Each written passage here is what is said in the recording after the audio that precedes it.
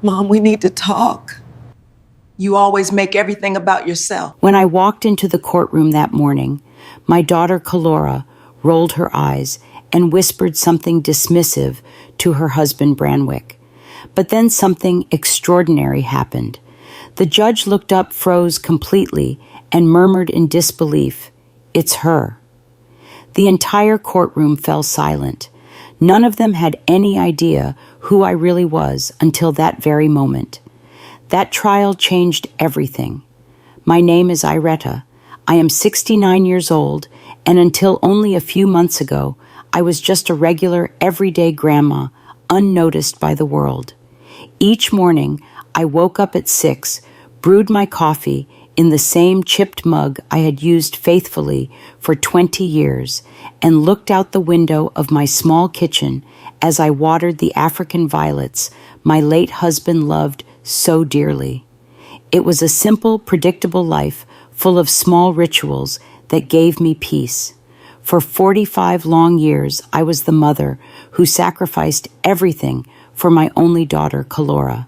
I worked nights, cleaning offices, sold homemade cupcakes on the weekends, and sewed clothes to make a few extra dollars to cover school fees. It was all so she could go to college and have the kind of life I never had the chance to live. Before we go on, do not forget to subscribe and turn on the notification bell. We bring you new stories every day. Hit like and let us know what city you are watching from in the comments. When she married Branwick, an arrogant man who never once said a kind word to me, I swallowed my pride and welcomed them into my house every Sunday with a table carefully set and my best smile. I thought that after my husband passed away, Calora and I would grow closer, bound by loss and love. How naive I was. Instead of finding comfort in our shared company, my daughter began to see me as a burden. Her visits became obligatory and cold, her calls less frequent, and her excuses for avoiding me grew more and more creative. The greatest humiliation of my life came on a gray Thursday in October.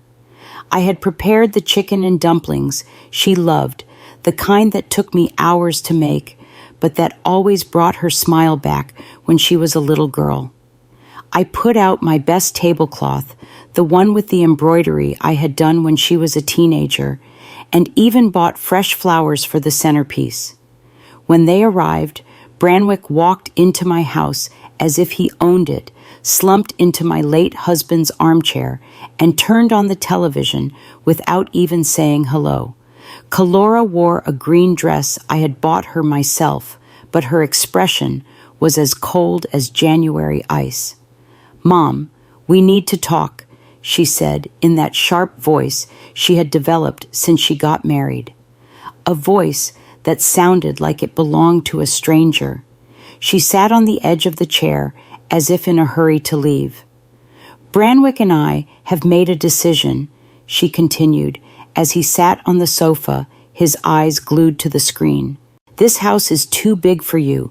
You cannot maintain it alone anymore, and we need a bigger place for when we have kids. We found the perfect retirement community for people your age." I felt as though the floor had opened up beneath me. This was the house where Calora had taken her first steps, where we had celebrated every birthday, where her father had died, holding my hand. Every corner held our most sacred memories. Every photograph on the wall told our story. "But Calora, this is our home. All our memories are here," I pleaded, my voice trembling, each word breaking as it left my mouth. "Memories are in the heart, Mom, not on the walls," she replied with a coldness that chilled me to the bone. "Besides, the community has activities for people like you. You will be better off there. You will have company your own age." Branwick smiled with satisfaction as he began to measure the rooms with his eyes as if he were already the owner. "It is for the best, Mrs. Iretta," he added with that fake smile I hated so much. "We will take care of all the paperwork. Do not worry about a thing."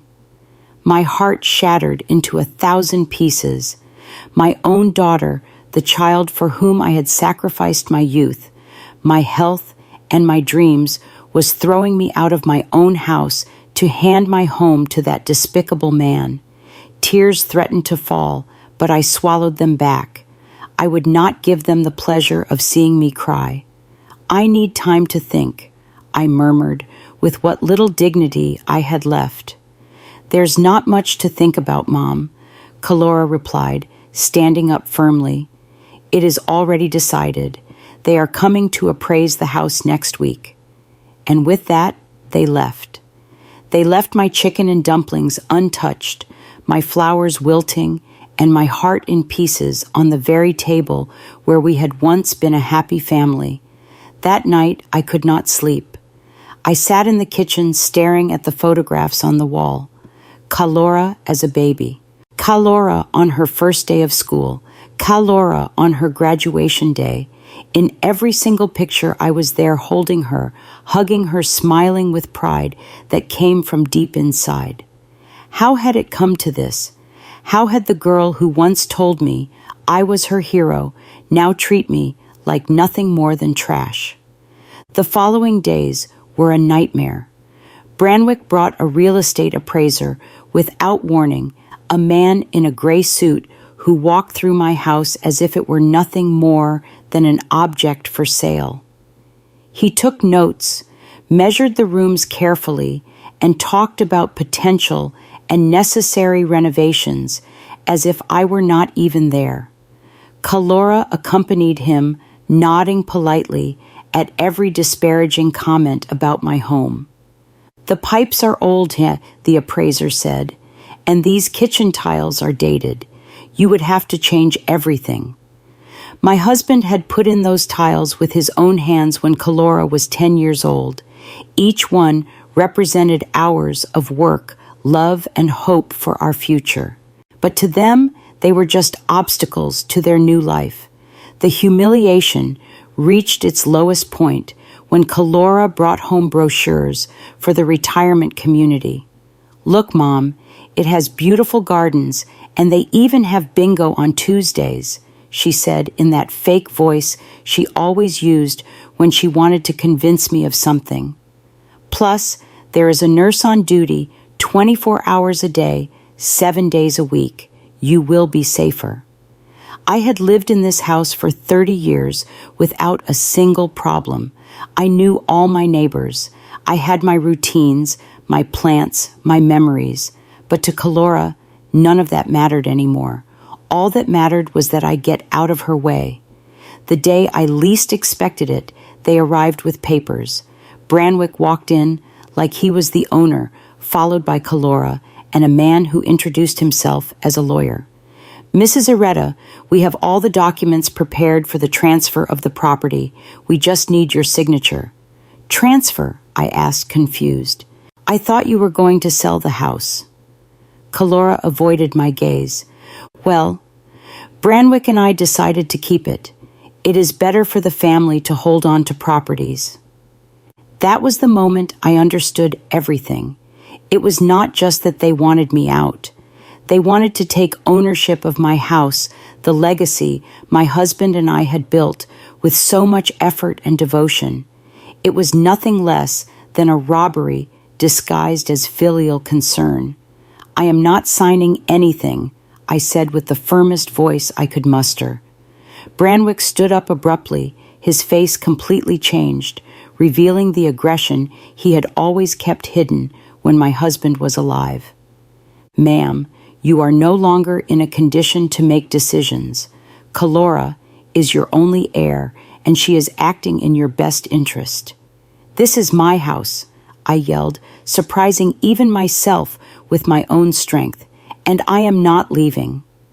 Mom, do not make this harder, Calora murmured, finally showing some discomfort. You know you cannot keep living alone. Last week you forgot to turn off the gas stove. It was a lie. I had never forgotten to turn off the gas.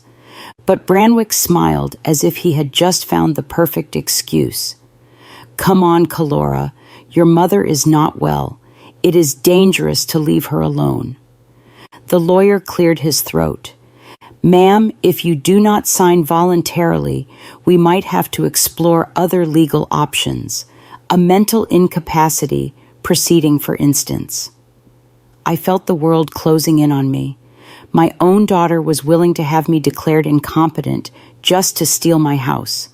The man I had accepted as a son-in-law was threatening me in my own living room, and I, a 69-year-old woman, was completely alone against them.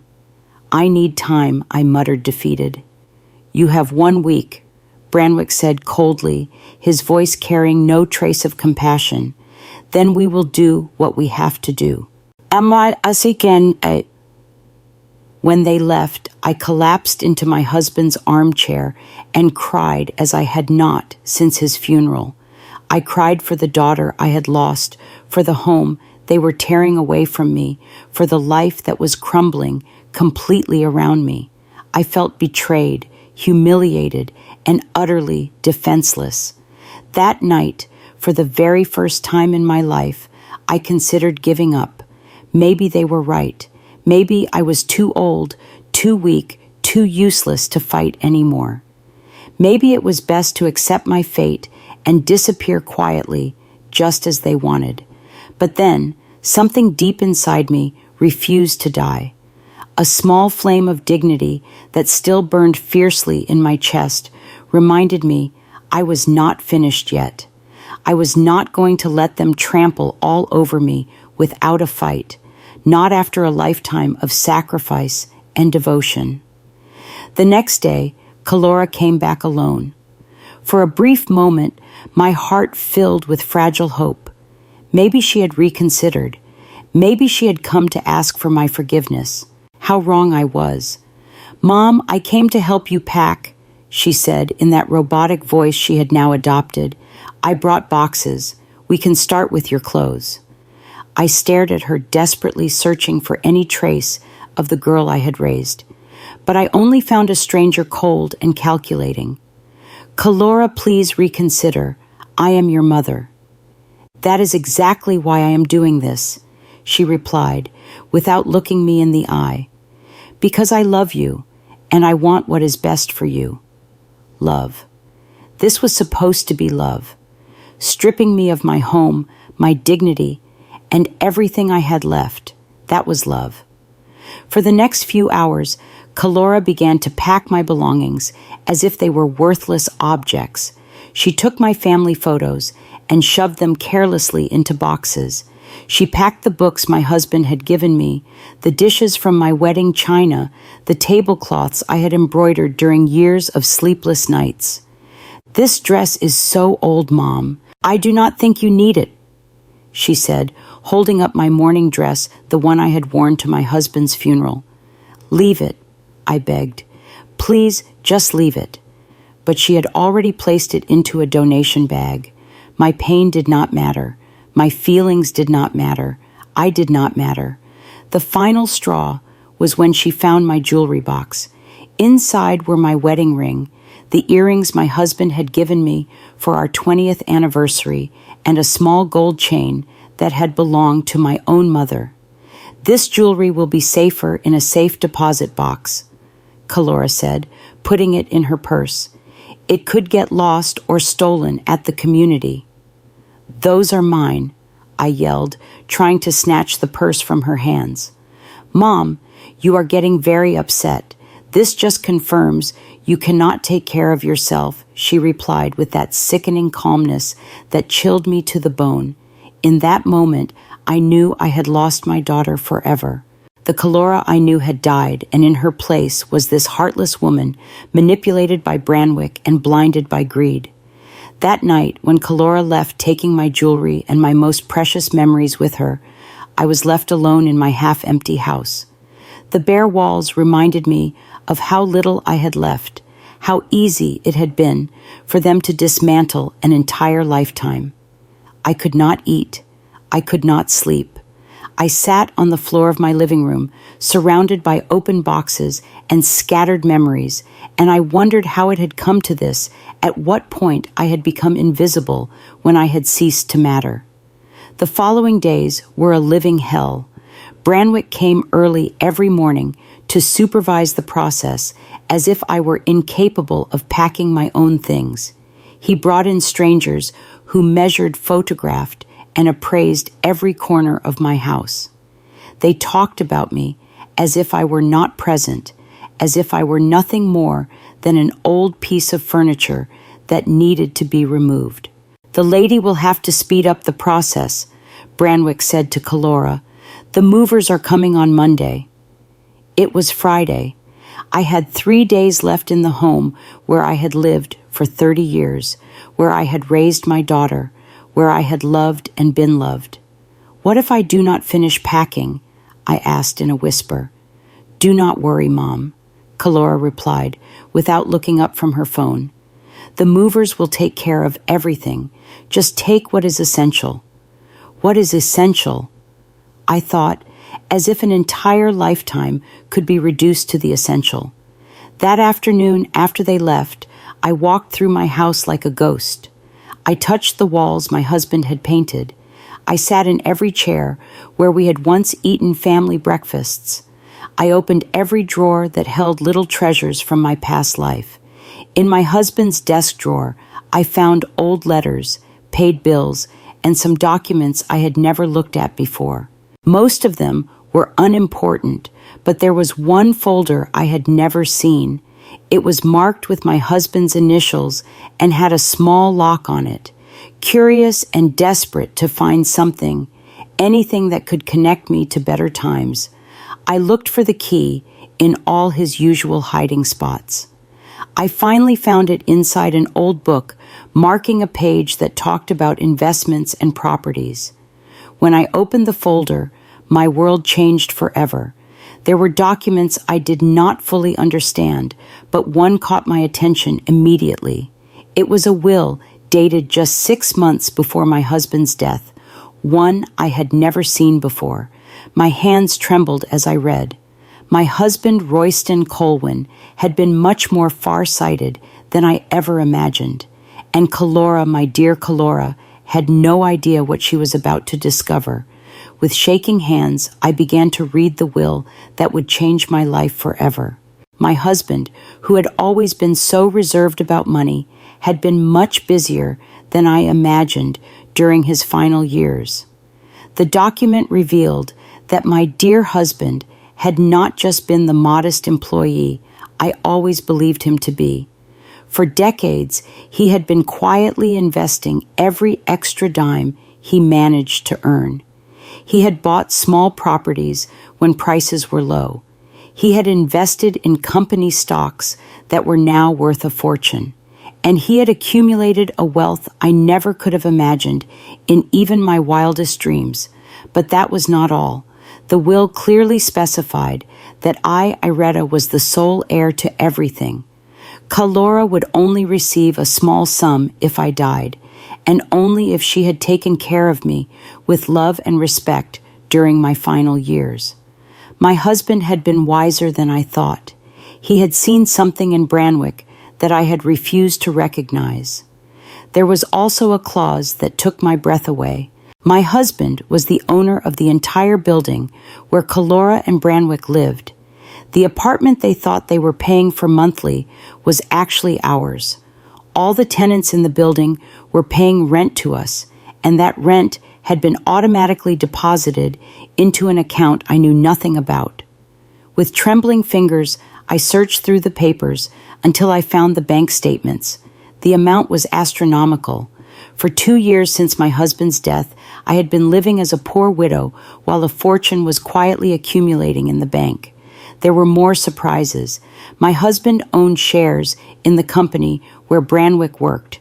Not just minor shares, but a significant enough stake that he could practically influence the company's decisions. There were also investments in restaurants, small businesses, and even a large piece of land on the outskirts of the city that was now worth millions. I read and reread every document, every contract, every certificate. Everything was there, perfectly organized and legal. My husband had built a silent empire, and I was its empress without even knowing it. But what impacted me most was a personal letter I found at the end of the folder. It was in my husband's own handwriting, addressed to me. My dearest Iretta. The letter said, "If you are reading this, it means I am no longer with you, and you have found this treasure I kept for you. Forgive me for not telling you while I was alive, but I wanted it to be a surprise for your golden years. You always worked so hard.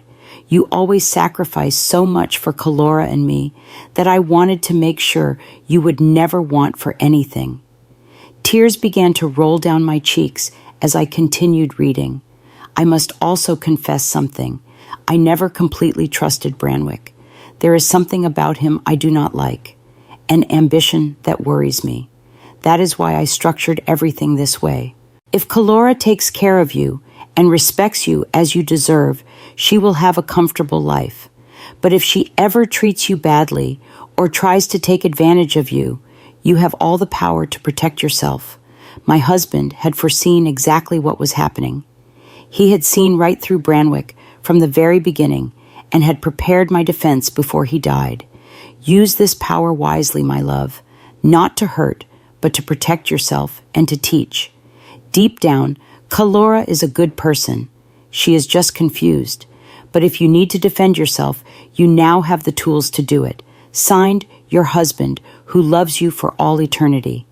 I sat on the floor of my living room, surrounded by documents worth millions, crying for the wise man I had lost and for the daughter I was about to lose. But for the very first time in months, they were not tears of defeat. They were tears of gratitude, of hope, and yes, also of silent satisfaction. Calora and Branwick thought they were stripping me of everything. They had no idea that I owned the building where they lived, the shares of the company where he worked, and properties scattered all over the city. They thought they were throwing me out of my house to take it for themselves, not knowing that this house was the least valuable thing I owned. That night I did not sleep, but for the first time in weeks, it was not because of sadness. It was because my mind was working, planning, calculating carefully. My husband had given me more than money. He had given me power, and now I had to decide how to use it. Monday morning arrived with a light rain tapping against the windows. Calora and Branwick showed up early, with the movers expecting to find me packed and ready to leave. Instead, they found me sitting calmly in my favorite armchair, sipping tea as if it were any ordinary day. "Mom, what are you doing? The movers are already here," Calora said, with that impatience she had developed. "I am not leaving any more," I replied with a calmness that surprised even me. Branwick came closer with that threatening smile I knew so well. "Mrs. Iretta, we already talked about this. You do not have a choice." I looked him straight in the eyes for the first time in years. "You are right, Branwick. I do not have a choice, but it turns out you do not either." Something in my tone must have alerted them, because Calora came closer with a worried expression. "What are you talking about, Mom?" "I am talking about the fact that I just discovered something very interesting about my financial situation," I said, taking another sip of tea. "But do not worry, you will understand everything soon." Branwick and Calora looked at me with that expression they reserved for when they thought I was talking nonsense. But I was no longer the same scared woman from the week before. I had a plan, and most importantly, I had the power to execute it. "Mom, enough with the games," Calora said with irritation. "The movers are waiting, and they have other jobs after ours." "Then they can leave," I replied calmly, "because they are not moving a single thing here." Branwick stood up abruptly. "Ma'am, I do not think you understand the situation. You no longer have a choice in this matter." "On the contrary, Branwick, I think it is you who does not understand the situation." I slowly got up from my chair and walked to the desk where I had left some of the documents I had found. Not all of them, just a few that I needed for this conversation. Did you know that your apartment, the one you have been living in for 3 years, has never been paid to the real owner? Calora frowned. What are you talking about? We pay it religiously every month. Yes, but you pay it to a property management company that in turn deposits the money to me because I own the entire building. The silence that followed was deafening. Branwick was the first to react with a nervous laugh. That is impossible. You live on a measly pension. I lived on a pension because I chose to, I replied, enjoying every second of their confusion. My husband was much smarter than any of us imagined. I showed them one of the property deeds. Calora took it with trembling hands and read it 1, 2, 3 times. This cannot be real, she murmured. It is as real as the fact that you were throwing me out of my own house to take it for yourselves. But it turns out this house is the least valuable thing I own. Branwick snatched the document from Calora's hands. His face turned pale as he read. This has to be fake, a forged document. You can verify it whenever you like, I said with a smile I had not felt in months. In fact, I encourage you to do so. Calora collapsed onto the sofa as if her legs had been cut out from under her. Why did you never tell us anything? Because I did not know myself until 3 days ago. Your father kept this secret to protect me. What a visionary he was. Branwick began to pace the room in circles, clearly agitated. This changes everything, Calora. If your mother really owns the building, it means she can evict you whenever she wants. Along with all the other tenants who have been paying me on time for 2 years. I completed the sentence for him. You cannot do that, Calora said, her voice cracking. We are family. Family.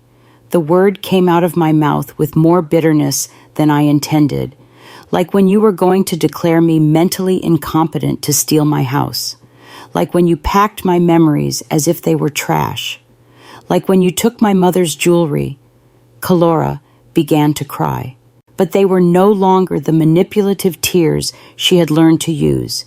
They were tears of genuine terror. Mom, please, we can fix this. It was all Branwick's idea. Calora, Branwick yelled, furious that she was blaming him. It is true, she continued, ignoring him. He convinced me it was what was best for you. He said you were losing your memory, that you could not take care of yourself. And you believed him? I asked, feeling my heart break once more. Do you know your mother so little that you believed him over your own intuition? Audience question.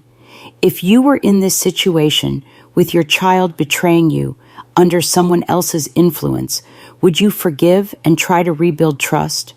Or would you protect your dignity first? Comment 1, if you understand. The movers who had been waiting at the entrance came closer, confused. Excuse me, are you taking the stuff or not? Because we have another job in an hour. No, I replied firmly. Nothing is being moved here. You can go. Branwick came closer to me with that aggression he had always kept hidden. This is not over, old lady. We are going to challenge those documents. We are going to prove they are fake. Go right ahead, I said, unfazed. In the meantime, I hope you have enough money saved to find somewhere else to live, because on the first day of next month, you are going to receive an eviction notice. You cannot do this to us, Branwick yelled, completely losing his composure. I can and I will, but do not worry. I will be fair. I will give you the 30 days that the law allows. Calora stood up abruptly from the sofa. Mom, please, you have to understand. Branwick told me that if I did not convince you to move, he would leave me. He said he could not stand living knowing you were here alone, being a danger to yourself.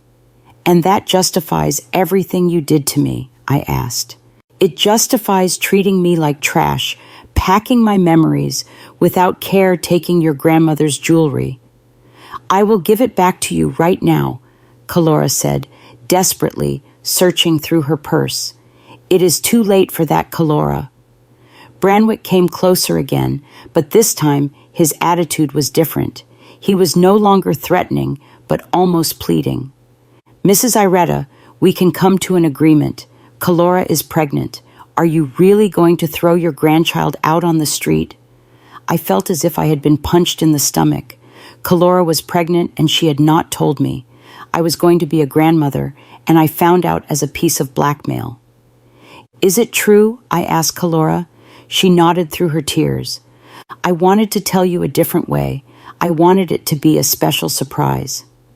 "Like the surprise of throwing me out of my house," I replied, even though I felt my resolve beginning to waver. But then I remembered my husband's words in his letter, not to hurt, but to protect yourself and to teach. Calora needed to learn, and her son or daughter deserved to grow up with different values than the ones Branwick was teaching. The news of the pregnancy disarmed me for a moment, but then I remembered all the pain they had caused me. A baby did not erase the humiliation, the contempt, or the months of suffering they had put me through. "Congratulations on the baby, Calora," I said with a calmness that was hard to maintain, "but that does not change what you did to me." "Mom, please," Calora pleaded, "think about your grandchild. Do you really want them to grow up without knowing their grandma?" "Their grandma was here all along," I replied. "You were the ones who decided to get rid of me." Branwick tried one last manipulation. "Mrs. Iretta, if you really have as much money as you say, why do you not help us instead of punishing us? We could be a united family." I looked at him with the contempt he deserved. A united family, like when you threatened to have me declared mentally incompetent, like when you turned my daughter against me. "I never—" "Quiet, Branwick." I interrupted him with an authority I did not know I possessed. "I have heard enough of your lies." The movers had left, leaving us alone in the heavy tension that filled the entire house. Calora cried silently. Branwick paced like a caged animal, and I felt strangely calm for the very first time in months. "Here is what is going to happen," I announced firmly. "You have 30 days to find somewhere else to live. During that time, I do not want to see you around here unless it is a real emergency." "And after that," Calora asked, her voice broken, "after that, we will see if you have learned anything about respect and family." Branwick exploded. "This is emotional blackmail. You are using your money to manipulate us." "Manipulation?" The word made me laugh bitterly. "Like when you used my supposed mental incompetence to manipulate me. Like when you used my mother's love to blackmail me." "It is different," Branwick murmured, but he did not even sound convincing to himself anymore. "You are right," I admitted. "It is different because I actually have the power I am using." Calora got up from the sofa with slow, hesitant movements. "Is there anything we can do to make you change your mind?" "Yes," I replied without hesitation, "but I do not think Branwick is willing to do it." "What is it?" she asked, clinging desperately to that thin strand of hope. "I want an apology, a real sincere apology for every humiliation you put me through. I want you to admit that you treated me like trash, and I want Branwick to admit that this was all his idea." Branwick's face turned red with anger. "I am never going to humiliate myself in front of you." "Then get ready to move," I said simply. Calora looked at him pleadingly. "Dave, please. She is my mother. She is your mother-in-law. We can swallow our pride for our child." "No," he yelled. "I am not going to bow down to this manipulative old woman." The insult hung in the air like a slap. Calora's mouth fell open finally, seeing her husband without the lenses of blind love. Manipulative old woman, I repeated softly. Interesting. That is what you really think of me, Branwick. No, Calora, he murmured, but he had already lost control. Yes, that is what I think. A bitter old lady who cannot stand to see her daughter happy. That is why she made up this whole revenge story about the money. Made up. I walked to the desk and took out more documents. Did I also make up these bank statements? Did I make up these property deeds? Did I make up these stock certificates? I put each document on the dining room table, one by one, until the surface was completely covered with irrefutable proof of my fortune. Calora came closer and began to examine the papers with trembling hands. Oh my God, Mom, this is real. It is all real. Very real, I confirmed. And now you understand why your husband is so desperate to discredit me. Branwick tried one last gambit. Calora, you cannot believe your mother hid all this for years. She is a liar. No. Calora suddenly yelled, surprising us all. Stop it, Branwick. Just stop. She turned to me with tears streaming down her cheeks. Mom, forgive me. Forgive me for everything. You are right. I treated you like trash. I took your memories, your jewelry, your dignity, and the worst part is that I did it because he convinced me you were a burden. Calora, do not listen to her. Branwick tried, but she ignored him completely. He filled my head with lies about your mental health, about the dangers of you living alone. He made me feel guilty for leaving you here when all you wanted was to be in your own home. Calora, be quiet, Branwick ordered her, but it was already too late. Do not you ever tell me to be quiet again, she yelled at him. I am sick of your manipulations, sick of you using me to hurt my mother. The silence that followed was absolute. For the first time in years, Calora had defended something she believed was right, instead of blindly following her husband's orders. Branwick looked at her with a coldness that chilled me to the bone. If you choose your mother over me, Calora, this relationship is over. Calora stood motionless for a moment, processing the ultimatum. Then, to my surprise, she straightened up and looked him directly in the eyes. Then it is over, she said in a voice I had never heard from her before. Branwick was paralyzed, as if he could not believe what he had just heard. For years he had controlled her every decision, every thought, every move. And now, for the first time, she had told him no. You are not serious, he murmured with a nervous smile. You are pregnant, Calora. You cannot raise a child alone. I will not be alone, Calora replied, looking at me for the first time in months with something that resembled love. I have my mother. But I was not ready to forgive so easily. The months of humiliation, the endless nights of crying, the deep feeling of having lost my only daughter, none of that disappeared with just a few words. Calora, I said softly, I appreciate that you finally opened your eyes, but this does not fix everything that happened. Her face fell. Mom, please. I know I do not deserve your forgiveness, but I am willing to do whatever it takes. Branwick, seeing that he was losing control of the situation, adopted a different attitude. He suddenly knelt in front of me with a look of repentance I knew was fake. Mrs. Iretta, you are right. It was all my fault.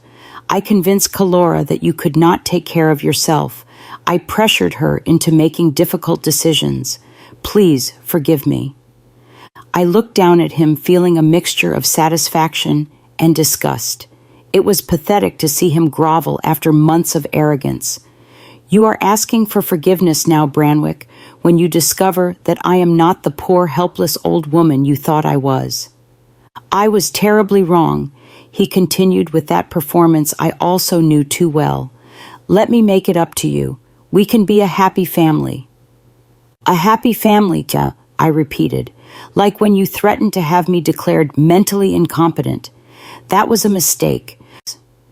Like when you called me a manipulative old woman 5 minutes ago. Branwick swallowed hard, realizing that every word he had said was being used against him. I was upset. I did not know what I was saying. No, I said firmly. You knew exactly what you were saying. You were showing your true face for the very first time. I turned to Calora, who was watching the scene with a look of shame and pain.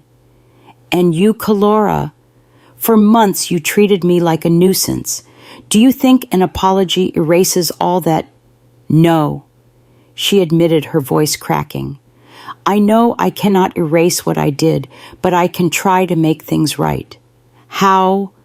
Calora looked at Branwick, who was still kneeling on the floor with a pleading expression. Then she looked at me. By leaving him, she said finally, by leaving this man who convinced me to betray the only person who has ever loved me unconditionally. Branwick stood up abruptly. You cannot be serious. You are having my child. I am having my child, Calora replied, with a determination that filled me with pride despite everything. A child I do not want to grow up watching his father manipulate and mistreat his grandmother. Calora, you are making the biggest mistake of your life, Branwick threatened. The biggest mistake of my life was marrying you, she retorted. Branwick looked at both of us with pure hatred. This is not over. I am going to fight for custody of my child. I am going to prove that both of you are crazy. What money are you going to fight with? I asked calmly. Because tomorrow morning, I am going to talk to your boss. Did you know I own enough shares in your company to influence personnel decisions? Branwick's face turned completely pale. You would not dare, after all you have done to me. Of course I would. That is an abuse of power, he muttered. Like when you abused my mother's love to manipulate me. Like when you abused Calora's trust to turn her against me. Branwick headed for the door, but stopped before leaving. This does not end here, he said, his voice full of venom. I am going to destroy both of you. Go ahead and try, I replied, unfazed. But do it from somewhere else, because you have exactly 1 hour to get your things out of my building. 1 hour. You said we had 30 days. That was when Calora was with you. Now that she is on her own, there is no reason for you to keep living on my property. Branwick slammed the door behind him, making the whole house tremble. Calora and I were left alone for the first time in months, surrounded by a heavy silence and documents that proved a reality still difficult to process. Mom, Calora murmured after a long while, can you ever forgive me? I looked at her, this 30-year-old woman who had just discovered she had been living a lie, who had betrayed her mother for a man who was worthless, who was pregnant and utterly alone. I do not know, Calora, I replied honestly. You hurt me a lot. I know, she whispered, and I am going to spend the rest of my life trying to make it up to you. Starting with what? Starting with giving you back your grandmother's jewelry, she said, pulling out the small bag she had taken days before. And by asking if I can stay here tonight, I have nowhere else to go. I looked at the bag with my mother's jewelry, then I looked at my pregnant and alone daughter, and I felt my heart soften just a little. One night, I said finally, but tomorrow we start talking about how you are going to earn my trust back. Calora nodded, tears of gratitude running down her cheeks. Thank you, Mom. I promise I am going to make things right. But I knew that promises were easy to make and hard to keep. The real test would come in the days that followed. The next few days were strange and tense. Calora stayed in her old room, which I had kept exactly the same since she got married. During the day, we walked through the house like two polite strangers, only talking about necessary things. Breakfast, the weather, her morning sickness. But I was watching every gesture, every word, every attempt Calora made to win back my trust. And what I saw gave me hope. For the first time in years, my daughter was doing things for herself without expecting someone else to solve them for her.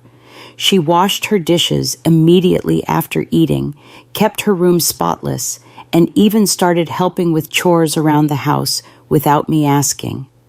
On the third day, as I was watering my violets by the window, Calora approached with a cup of tea in her hands. "Mom, can we talk?" I nodded without turning to look at her. I was learning that silence was more powerful than 1,000 words.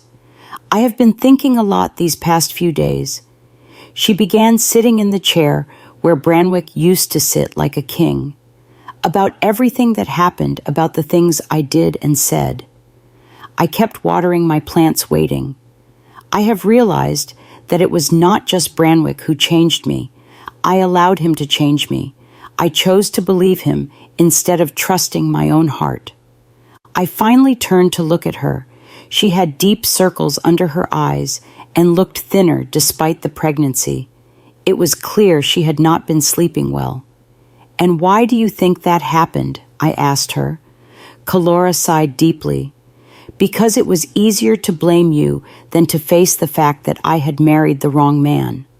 That honesty took me by surprise. I had expected excuses, justifications, but not that raw admission. When Branwick started complaining that you visited too much, I knew deep down that he was being unfair. But it was easier to think that you were clingy than to accept that he was selfish. She put her hands on her belly where the pregnancy was barely showing. "When he started suggesting you move to a retirement community, I knew it was wrong, but he convinced me it was for your own good.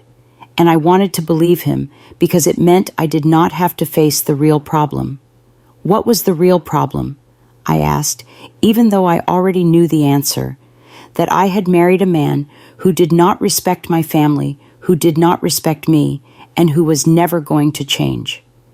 In the days that followed, Calora began to tell me things that chilled me to the bone. How Branwick had gradually isolated her from her friends, convincing her they were a bad influence. How he controlled every cent she spent, telling her that women did not know how to handle money. How he had convinced her to quit her job because, according to him, real wives dedicated themselves entirely to the home. "And you never thought to talk to me about this?" I asked her one afternoon. "Branwick told me you would not understand, that you were from another generation. He convinced me that if I told you our problems, you would tell me to leave him, and he did not want any outside interference in our marriage." Each revelation hurt more than the last. My daughter had been suffering in silence while I had believed she was happy. And when she had finally tried to get closer to me, it was already too late because Branwick had programmed her to see me as the enemy. 2 weeks after Branwick left, Calora received a call that left her pale as a ghost. "It is the building manager," she said, her voice trembling. "Dave is in the lobby. He says he has the right to come up because he is still my husband." "And what did you tell him?" "That I did not want to see him, but he will not leave. He is yelling that he is going to call the police, that this is kidnapping." I got up from my chair with a calmness that surprised me. "Tell the manager to come down. I am going to talk to him." "Mom, he is really upset. We do not know what he is capable of." "Exactly," I replied. "That is why I have to go down there." When I got to the lobby, I found Branwick in a fury, yelling at the poor building manager, who was trembling behind his desk. "That crazy old lady has my wife kidnapped," Branwick was shouting. "I want you to call the police right now." "Good afternoon, Branwick," I said in a serene voice. He turned to me, his eyes bloodshot. He had obviously been drinking. "You give me back my wife right now." "Calora is exactly where she wants to be," I replied. "And if you do not leave my property immediately, I will be the one calling the police." "This is not your property. You are a liar." I took out my phone and dialed my lawyer's number, putting it on speakerphone. "Attorney Marceline Thorndale," I said. When she answered, "It is Iretta. I have an upset man here who refuses to leave my building. Could you confirm that I am the legal owner?" "Of course, Mrs. Iretta," my lawyer's clear voice replied. "You are the sole owner of the building located at—" Branwick went silent as he listened to the legal confirmation. The manager looked at him with a mixture of fear and embarrassment, finally understanding the situation. "Anything else you need me to clarify, Branwick?" I asked after hanging up. "This is not over," he muttered, but he no longer sounded convincing. "You are right," I agreed, "because tomorrow I will talk to your supervisor at the company, and the day after that, to the bank that gave you the loan for your car. Contacts are useful when you have enough money." Branwick left without another word, but I knew he would be back. Men like him do not give up easily. 2 months later, the day of the trial arrived, like a storm we had been waiting for. Branwick had made good on his threat and sued us for parental alienation and financial manipulation, asking for full custody of the baby Calora was carrying. That morning, as I was getting dressed in my best black suit, Calora came into my room with tears in her eyes. "Mom, I am scared," she confessed. "What if the judge believes him? What if he takes my baby away?" I hugged her for the first time in months, feeling her body tremble against mine. "That is not going to happen," I assured her. "We have the truth on our side." When we arrived at the courthouse, Branwick was already there with a lawyer who had clearly cost him more than he could afford. He looked at me with that familiar hatred, but this time it did not intimidate me. I had something he would never have, the peace of mind of someone who knows they are on the right side. Calora and I sat down on our bench. She wore a purple dress that highlighted her 5-month pregnancy, and I wore the earrings my husband had given me for our anniversary. We were prepared. Branwick's lawyer began his argument, painting me as a vengeful woman who had used her money and influence to destroy a supposedly happy marriage. He spoke about manipulation, emotional blackmail, and a toxic mother-in-law who could not accept that her daughter had grown up. When it was our turn, my lawyer, Marceline Thorndale, stood up elegantly and began to present the evidence. Text messages where Branwick insulted Calora, recordings where he threatened to leave her if she did not throw me out of my own house, testimonies from neighbors who had heard his yelling and verbal abuse. But the decisive moment came when the judge looked up and stared directly at me. "Mrs. Iretta Colwyn?" he asked in disbelief.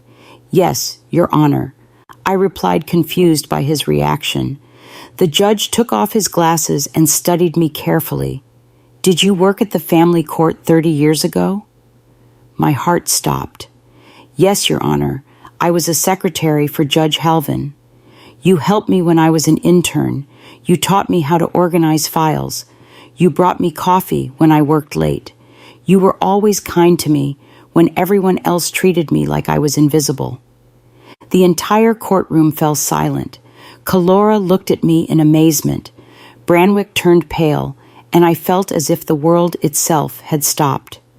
"Your Honor, I am Judge Orlan Devane," the judge continued. "Do you remember me?" And then I saw it.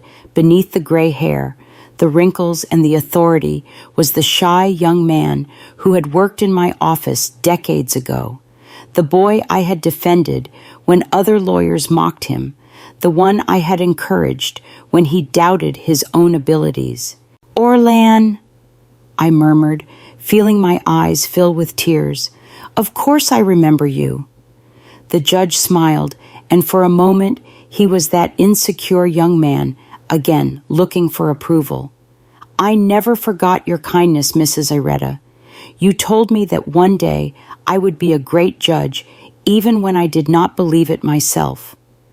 Branwick and his lawyer exchanged panicked glances. They knew they had lost before they had even begun. "Your Honor," Branwick's lawyer interjected desperately, "I believe this constitutes a conflict of interest." "There is no conflict," Judge Orland Devane replied firmly. "There is only justice. And after reviewing all the evidence presented, it is clear that Mr. Branwick has been the only manipulator in this story." The verdict was resounding. Branwick lost all his rights to the baby and was prohibited from approaching Calora and me. He also had to pay the legal costs as well as a settlement for emotional damages. When we left the courthouse, Calora hugged me as she had not done since she was a child. "Mom, how is it possible that the judge knew you?" "Life goes in circles, honey," I replied, "and kindness always comes back to you when you least expect it." 6 months later, when my granddaughter Elowyn was born, I understood that everything had been worth it. Calora had regained her essence. She had become the loving mother I always knew she could be.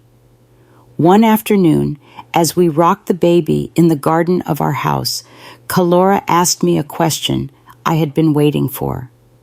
"Mom, have you really forgiven me?" I looked at her, this woman who had grown so much in such a short time, who had learned to value what was truly important. "I forgive you, Calora," I said finally. "But more importantly, you have learned to forgive yourself." That night, as I prepared tea in my old chipped mug, I thought about my husband and his letter. I had used the power he left me exactly as he had expected, not to hurt, but to protect and to teach. Calora had learned that true love is not based on control, but on respect. And I had learned that it is never too late to stand up for your dignity. Looking out the window at the garden where my granddaughter was playing, I smiled. Some battles are worth fighting, and some victories taste even sweeter when they take a long time to finally arrive. In the end, I had not needed to yell to be heard. I had only needed to remember who I truly was and defend it with the peace of mind of someone who knows they are on the right side of history. 5 years after the trial, my life had taken a turn I never could have imagined. Little Elowyn, now a 4-year-old girl, with her mother's lively eyes and my same stubbornness, ran through the garden, chasing butterflies, while Calora and I prepared Sunday lunch.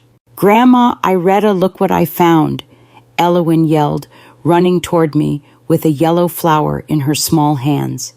"It is beautiful, my love," I said, lifting her up to give her a kiss. "Shall we put it in the vase with the others?" Calora smiled at me from the kitchen. In these years, she had bloomed in an extraordinary way. She had gone back to school and was now working as an accountant at a small but prosperous firm. And most of all, she had regained that spontaneous laugh I remembered from her childhood. "Mom, a letter came for you," she said, handing me an elegant envelope.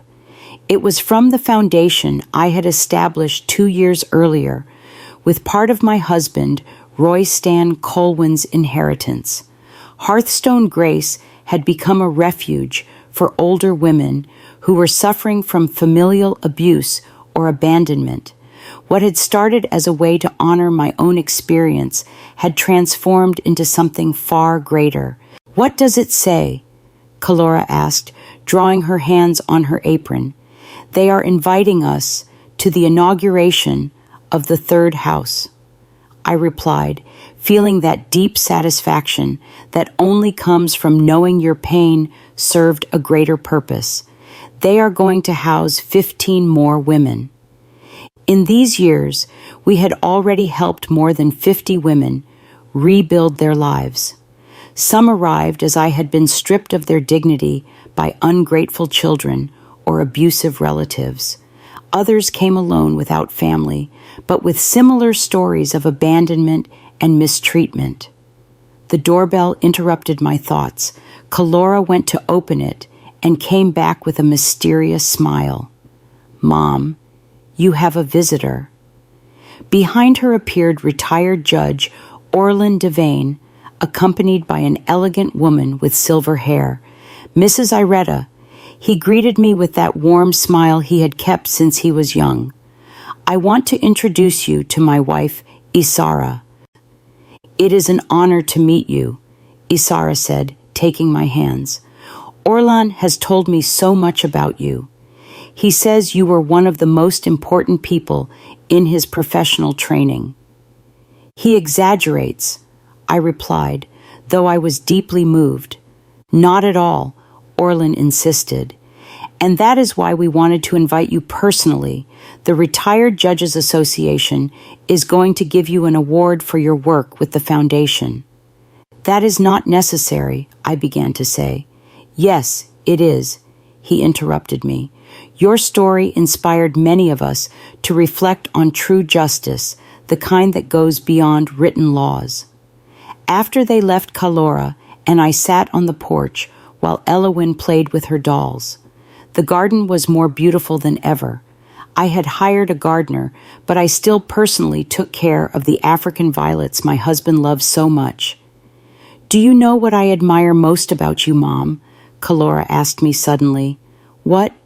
"That you never got bitter after everything I put you through. After all the pain, you never let it harden your heart." "Of course I got bitter," I admitted. "There were nights when resentment was eating me up inside. But your father taught me something very valuable in his letter." "What did he teach you?" "That true power does not come from revenge, but from the ability to transform pain into something useful for others." Calora nodded, understanding. She had experienced that transformation herself. She now volunteered at the foundation, using her own experience to advise young women who had fallen into toxic relationships. "Did you ever find out what happened to Branwick?" she asked. "My lawyer, Marceline Thorndale, told me he had moved to another city. It seemed he got married again." I paused, choosing my words carefully. "I hope he learned something from all this, but honestly, it is no longer my concern." "You are not even curious." "No," I replied honestly. "I learned that some people only come into your life to teach you lessons. Once you have learned the lesson, you can let them go." Elowyn came running, with her cheeks rosy from playing. "Grandma Iretta, will you tell me the story of the brave grandma?" It was her favorite story, a version adapted for children of what had truly happened. In my version, the grandma discovered she had magical powers and used them to protect her family from a big bad dragon. Again, I pretended to complain, but I was already lifting her up to sit on my lap. "Yes, and do not forget the part where the good judge helps her." As I told the story for the 100th time, I thought about how strange destiny was. I had needed to lose everything to discover what I truly had. I had to hit rock bottom to find my real strength. "And happily ever after?" Elowyn asked when I finished. "Happily ever after," I concluded. The brave grandma found her happy ending. "You found your happy ending, Grandma," Elowyn said. I looked around. Calora was setting the table for dinner. The garden was blooming. My beautiful granddaughter was in my arms. And the letter from the foundation promised to help even more women. "Yes, my love," I replied. I did. That night, after putting Elowyn to bed, I sat in my favorite armchair with a cup of tea and the letters that arrived weekly from the women we had helped. An elderly woman, 75 years old, thanked me for giving her the courage to face her abusive son. A 60-year-old woman wrote to tell me she had gotten her house back after her grandchildren had tried to swindle her. Every letter was a confirmation that my experience had served a purpose bigger than my own pain. Calora sat next to me with her own cup of tea. "What are you thinking about, Mom?" "About your father," I admitted. "How proud he would be of what we have built." "I am sure he is watching us," Calora murmured. "And about you," I continued, "how proud I am of the woman you have become." "I learned from the best," she replied, taking my hand. We sat in silence, enjoying the tranquility of the night. In the distance, the soft noise of the city could be heard. But here in our garden, peace reigned. "I love you, Mom," Calora whispered. "And I love you, honey," I replied. "I have always loved you, even in the darkest moments." And it was true. A mother's love transcends hurts, disappointments, and betrayals. It is stronger than pride, more enduring than resentment, more powerful than any fortune. That night I slept soundly, without nightmares, without worries. I had found something worth more than all the money in the world, the peace of knowing that I had used my second chance wisely. In the end, it was never about how much money I had or how much power I exercised. It was about transforming my pain into purpose, my humiliation into strength, and my story into wisdom for others. I had learned the most important lesson of all, that it is never too late to stand up for yourself, never too late to change your path, never too late to rewrite even the darkest revenge of story into a testimony of resilience and grace. If you were in my place, what would you have done? Would you forgive, or would you protect your peace before anything else? Share your thoughts, your feelings, and your own experiences in the comments below. I would truly love to hear your voices. If this story touched you, please like, share, and subscribe. And do not forget to turn on the notification bell so you will not miss the many stories I will bring to you. And make sure to watch the recommended video appearing on your screen. This is another story that I hold close to my heart, and I believe you will find it meaningful as well. Thank you so much for your support. I will see you again in the next story.